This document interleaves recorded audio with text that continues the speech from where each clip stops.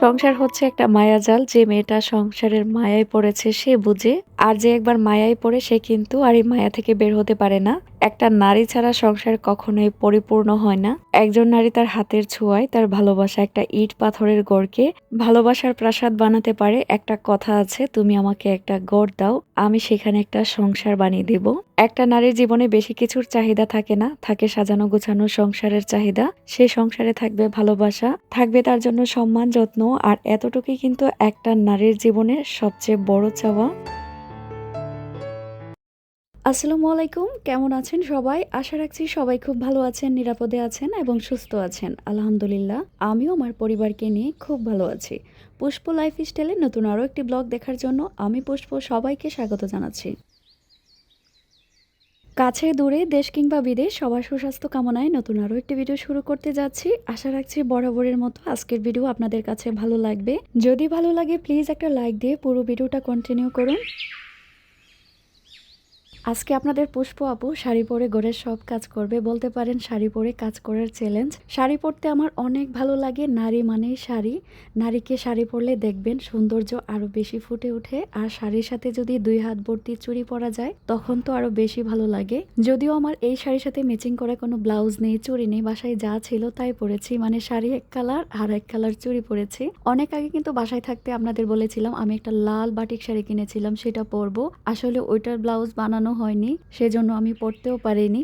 আমার মতো হুটখাটকে শাড়ি পরতে ভালোবাসেন সেটা কিন্তু কমেন্টে জানাবেন। শাড়িটা আমি দুপুরবেলায় পরেছিলাম। এখন যেহেতু ভিডিও করব তাই 2 হাত ভর্তি চুড়ি পরে নিয়েছি। চুড়ি পরলে কিন্তু হাত দুইটা অনেক বেশি সুন্দর লাগে। এই লাল কালারের রেশমি চুড়িটা পরলে না অনেক ভালো লাগে। আগে যদি জানতাম আমি দেশ থেকে আসার সময় আরো অনেক কালারের চুড়ি নিয়ে আসতাম।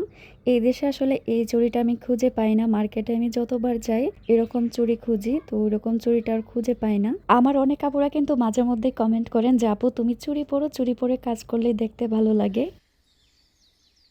শাড়ি আর চুড়ির গল্প তো করলাম, এখন চলুন কাজের গল্পে ফিরে আসি। আজকে ছেলেদের জন্য কিন্তু একটা ভিন্ন নাস্তা বানাচ্ছি। প্রায় সময় আমি নাস্তাটা বানিয়ে দিই। সন্ধ্যার সময় বাচ্চাদের জন্য নাস্তা বানিয়ে দেওয়া এই জিনিসটা আমার এত বেশি টেনশন থাকে। সারাদিনে আমি রান্নায় এত টেনশন করি না, সন্ধ্যার সময় ওদের কি খাওয়াবো, কি বানিয়ে দিব।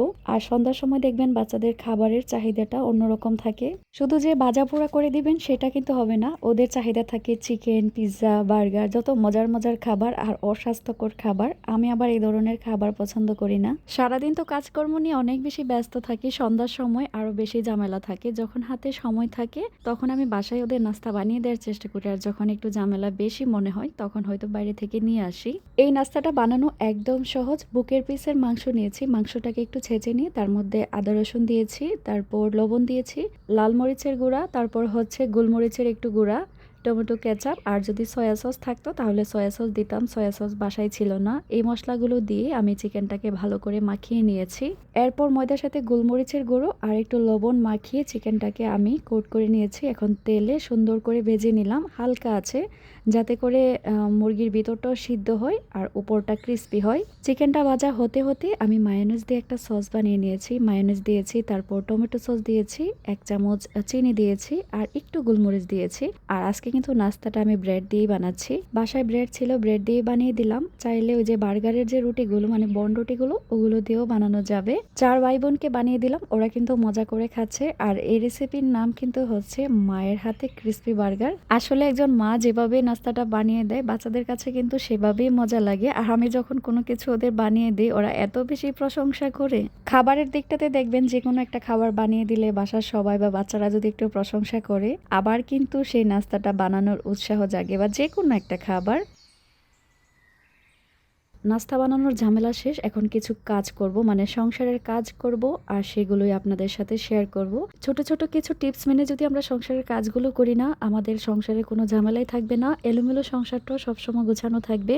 নতুন সংসারী আপুদের জন্য কিন্তু সংসারের কাজগুলো করাটা অনেক বেশি ঝামেলার, বা কিভাবে কাজগুলো করব, আর এত কাজ আমার ভালোও লাগে না। তারা কিন্তু চাইলে আসলে ছোট ছোট কিছু টিপস মেনে কাজগুলো করতে পারে। আমরা যখন রান্নাঘরে কোনো রান্না করতে আসবো, রান্নাঘরে রান্না শেষ করে বা কাজ শেষ করে যে কয়টার হাঁড়ি পাতিল জমে সাথে সাথে সেগুলো আমরা ধুয়ে ফেলবো। এতে করে না ছোট্ট রান্নাঘরটা সব সময় পরিষ্কার থাকবে। আর রান্নাঘর পরিষ্কার থাকলে দেখবেন মাইন্ড সব সময় ফ্রেশ থাকে। পরের বার যখন আমরা কাজ করতে আসব, কাজ করারও কিন্তু উৎসাহ জাগবে। আমরা যখন পরের বার কাজ করতে আসব, সিংয়ের মধ্যে যদি হাঁড়ি পাতিল জমে থাকে তখন কিন্তু আবার সেগুলো ধুয়ে নতুন করে কাজ শুরু করা বিরক্তরও মনে হতে পারে।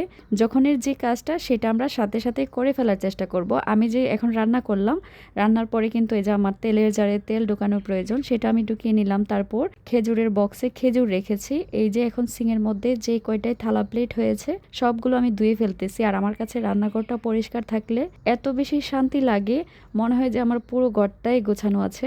একজন আপু আমাকে কমেন্ট করেছিলেন, আপু পুরো কিচেনটার একটা ট্যুর দিবেন। আপু আপনি যদি আমার প্রথমে ভিডিওটা দেখে থাকেন, মানে আমি কুয়েত যখন এসেছি কিচেনটার যে অবস্থা ছিল, আমি কিন্তু আমার কিচেন ট্যুরের ভিডিও শেয়ার করেছি। এখানে আসলে ট্যুর দেওয়ার মতো কিচ্ছু নেই। এই কিচেনটার যা একটা অবস্থা, আমি আমার মতো সেভ করে কাজগুলো করি। যা সামনে থেকে দেখেন তাই, মানে অপর সাইডে শুধু একটা চুলা রেখেছি আর একটা ফ্রিজ রেখেছি, দেখানোর মতো কোনো অবস্থা নেই। এটা একটা ব্যাচেলরে রান্না করছিল।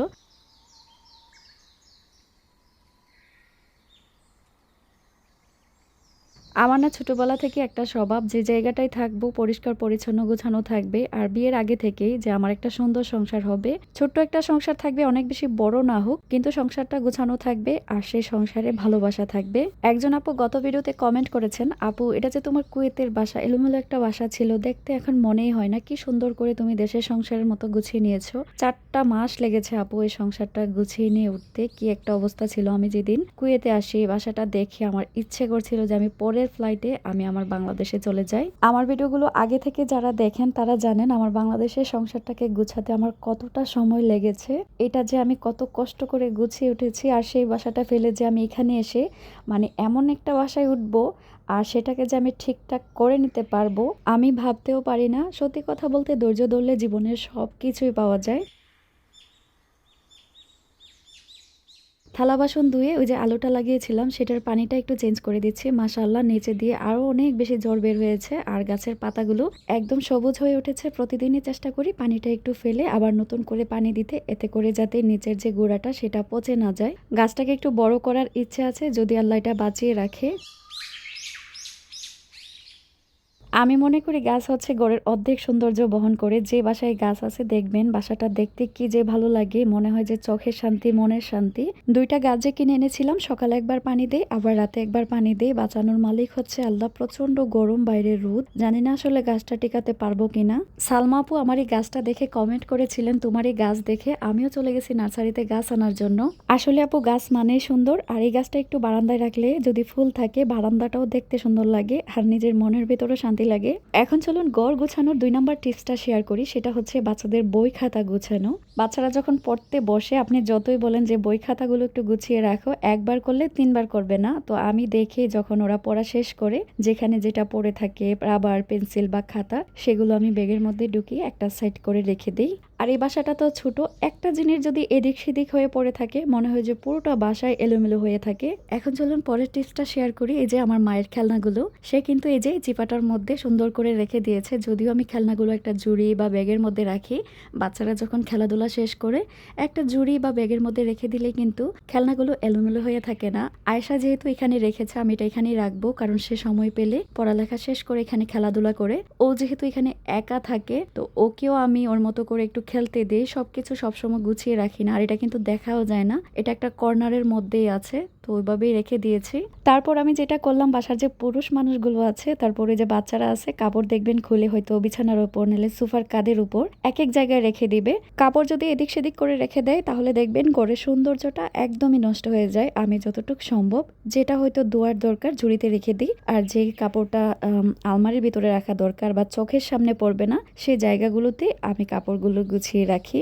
অনেকেই ভাবে যে যারা ব্লগ বানায় তাদের বাসা মনে হয় সব সময় গোছানোই থাকে, এটা একদম ভুল। সবার বাসার মতোই যাদের বাসায় ছোট ছোট বাচ্চা আছে, আমাদের বাসাও একদম এলোমেলো থাকে, সেই বাসাটাকে সবসময় গুছিয়ে রাখার চেষ্টা করি। বাচ্চা যে বাসায় আছে সেই বাসাটা এলোমেলো থাকবে, এটা একদম স্বাভাবিক। আজকের আমার রুমের বেডশিটটা চেঞ্জ করব না, এটা আমি 2 দিন আগে চেঞ্জ করেছি। সপ্তাহে 2বার বা 1বার আমি বেডশিট চেঞ্জ করি। বিছানাটা যখন গুছাতে আসি বিছানার উপরের অংশটা 2-1 দিন পর পর ব্রাশটা দিয়ে একটু ঝেড়ে দিই। বেডের উপরের অংশটা যেহেতু কাপড়ের তৈরি, ময়লাটা তাড়াতাড়ি আটকে যায়। আমাদের বাসার যে কাঠের ফার্নিচারগুলো আছে রুম গোছানোর সময় একটু ব্রাশের সাহায্যে বা একটা কাপড় হাতে নিয়ে সাথে সাথে একটু জেনে মুছে দিলে ফার্নিচারগুলো সবসময় পরিষ্কার থাকে। এরপরের টিপসটা হচ্ছে বিছানা গোছানো। একটা রুমের সবচেয়ে সৌন্দর্য বহন করে একটা বেডশিট বা একটা বিছানাটা যদি সুন্দর টান টান করে বিছানো থাকে, রুমটা দেখতে কি যে শান্তি লাগে, মনেও একটা শান্তি এনে দেয়। আমি কিন্তু টান টান করে বিছিয়ে তারপর বিছনা ঝাড়ু দিয়ে একটু ঝেড়ে দিলাম, উপরের যে ময়লাটা থাকে সেগুলো পড়ে যাবে। বিছানাটা গোছাতে গোছাতে আমার কিছু আপুদের কমেন্ট পড়ে আসি, তাদের এত রিকোয়েস্ট থাকে নামগুলো বলার জন্য, আসলে আমি নামগুলো না বলেও থাকতে পারি না। আখি আক্তার আইডি থেকে লিখেছেন, আসসালামু আলাইকুম আপু, কেমন আছেন? ওয়ালাইকুম সালাম আপু, আলহামদুলিল্লাহ ভালো আছে। আমি কুমিল্লা থেকে আপনার ভিডিওগুলো দেখি। আমি ডিগ্রি 3rd ইয়ারে পড়ি। 19 তারিখ আমার ফাইনাল পরীক্ষা, আমার জন্য দোয়া করবেন। পরের ভিডিওতে আমার নামটা নেবেন অবশ্যই। আখি আপু, তোমার জন্য অনেক অনেক দোয়া, আল্লাহ যাতে তোমার পরীক্ষা সহজ করে দেন। এই যে বেগুনি কালার কাপড়টা, এটা কিন্তু আমার বাসায় পড়েছিল, এটা কিছুটা চাদরের মতোই, সেটাকে কাজে লাগালাম। এটা বিছানোর পর দেখুন বিছানাটা দেখতেও কিন্তু অনেকটাই সুন্দর লাগছে, আর চাদরটার সাথেও কিন্তু ম্যাচ হয়েছে। ছোট্ট একটু পরিবর্তন বেডটার লুকটাই কিন্তু চেঞ্জ করে দিয়েছে। বিছানাটা গুছিয়ে আমি চলে এসেছি আমার ড্রয়িং রুমে। এটাই আমার ড্রয়িং রুম, এটাই আমার বেডরুম। তো সোফার বালিশগুলো যদি এলোমেলো হয়ে থাকে, সোফাটাও কিন্তু দেখতে খারাপ লাগে। বালিশগুলো সরিয়ে ব্রাশটার সাহায্যে ধুলাবালুগুলো একটু পরিষ্কার করে নিলাম, তারপর বালিশটা ধুয়ে একটা থাপ্পড় দিয়ে সুন্দর করে জায়গা মতো রেখে দিব। আপনাদের বাসার যে সোফার রুমগুলো আছে বা ড্রয়িং রুমটা আছে, বালিশগুলো যখনই এলোমেলো হবে সুন্দর করে গুছিয়ে ফেলবেন। আমার বাসার বর্তমানে বলতে পারেন ড্রেসিং টেবিল বা ডাইনিং টেবিল, এই জায়গাটায় দেখুন বাচ্চাদের নাস্তা দিয়েছিলাম, ওরা এশার নামাজে চলে গেছে, খাবারটা দূরের উপরে খেয়েছে, খেয়ে প্লেটগুলো এখানে রেখেই চলে গেছে। আর আমার হাজবেন্ডের ওষুধের বক্স, তারপর হাবি জাবি কত জিনিস যে এখানে রাখে, মানে আমি যে জিনিসগুলো পছন্দ করি না আমার সাথে ঠিক তেমনটাই হয়। আমি না জিনিসপত্র নির্দিষ্ট জায়গায় রাখতে বেশি ভালোবাসি। আপনাদের ভাইয়াকে কিন্তু আমি বলে দিয়েছি যে ওষুধ খাওয়ার পর তুমি বক্সটা এখানে রেখে দিও, মানে ওষুধ খেয়ে যেখানে ইচ্ছা সেখানে রেখে যায়।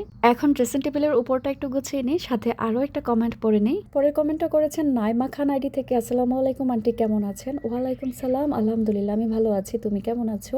আপনার ভিডিওগুলো আমার খুব ভালো লাগে, আপনার ঢাকার বাসাটাকে অনেক মিস করি। আপনার ভিডিও দেখি 3.5 বছর ধরে। আপনার বাসার সবাই কেমন আছে? আয়েশামণি কেমন আছে? আমার ছোট বোনের মতো ওকেও আমার খুব ভালো লাগে আন্টি, ঢাকা আসলে আমাদের বাসায় আসেন, আমাদের বাসা টাঙ্গাইল। পরবর্তী ভিডিওতে আমার নামটা নেবেন প্লিজ, অবশ্যই। তুমি এত সুন্দর একটা কমেন্ট করেছো, তোমার নামটা না নিয়ে পারি, অনেক অনেক ধন্যবাদ তোমাকে। পরের কমেন্টটা হচ্ছে MST হুসনা বেগম আইডি থেকে, আপু আমার মেয়ের জন্য দোয়া করবেন, আমার মেয়ে SSC রেজাল্ট দিবে সামনে, ও যাতে A+ পায়। সবকিছু আল্লাহর হাতে, আমরা অবশ্যই দোয়া করব আল্লাহ যাতে আপনার মনের আশা পূরণ করেন। মোটামুটি কিন্তু অনেক কাজ করে ফেলেছি, রুম ঝাড়ু দেব। রুম ঝাড়ু দেওয়ার আগে কার্পেটটা আমি একটু ব্রাশ দিয়ে ঝেড়ে নিচ্ছি। এই ব্রাশগুলো কিন্তু অনেক উপকারী, কার্পেটে লেগে থাকা ময়লা তারপর চুল খুব সুন্দর করে পরিষ্কার হয়ে যায়। এটা কিন্তু আমি বাংলাদেশ থেকে নিয়ে এসেছি। এখন আমি রুমটায় ঝাড়ু দিয়ে দিচ্ছি। আসলে রুমে তো তেমন একটা ময়লা থাকে না, ওই যে বাচ্চারা পড়াশোনার পর কাগজ বা এটা সেটা ফেলে, সেটাই আমি এই ঝাড়ুটার সাহায্যে ঝাড়ু দিয়ে দিই। শাড়ি পরে কি কাজগুলো হচ্ছে কিনা আপনারা কিন্তু অবশ্যই কমেন্টে জানাবেন। জান্নাত আক্তার আইডি থেকে আপু লিখেছেন, আপু আমি তোমার ভিডিও সব সময় দেখি, কমেন্ট করা হয় না। আপু তোমার সংসারের কাজ খুব ভালো লাগে, তোমার ছেলে মেয়েকে আয়েশামণিকে দেখলে অনেক শান্তি লাগে। পরের ভিডিওতে আমার নামটা নিয়ে অবশ্যই জান্নাত আপু, তোমার জন্য অনেক অনেক দোয়ার ভালোবাসা থাকবে, আর কমেন্ট করে পাশে থেকো। কাজুলা আক্তার আইডি থেকে লিখেছেন, আপু আপনার ভিডিওগুলো আমার অনেক ভালো লাগে, কমেন্ট করা হয় না, আজকে প্রথম কমেন্ট করলাম। আপনার ঘর সাজানো আমার অনেক পছন্দ, আপনার সব ভিডিও দেখা হয়, প্লিজ কমেন্টটা পড়বেন। আমার গ্রামের বাড়ি কুমিল্লা, কিন্তু আমি ঢাকায় শনিরাখড়ায় থাকি, ব্যস্ততার কারণে কমেন্ট করা হয় না। আমার 2 ছেলে 1 মেয়ে, ওদের সময় দিতে গিয়ে তারপরেও আপনার ভিডিওগুলো দেখি। আপনার ছেলে মেয়েকে অনেক ভালো লাগে, আলহামদুলিল্লাহ সবাই আমার ছেলে মেয়েকে অনেক পছন্দ করেন এবং ভালোবাসেন। সবার জন্য অনেক অনেক দোয়ার ভালোবাসা, আপনার জন্য ভালোবাসা থাকবে আপু। ছোট্ট একটা রুম সুন্দর করে গুছিয়ে নিলাম, আরও যাতে ভালো লাগে শেষ মুহূর্তে আমি একটু স্প্রে করে দিলাম। এই স্প্রেটার কারণে কিন্তু রুমে বসতেও ভালো লাগবে, আলাদা একটা সুঘ্রাণ থাকবে।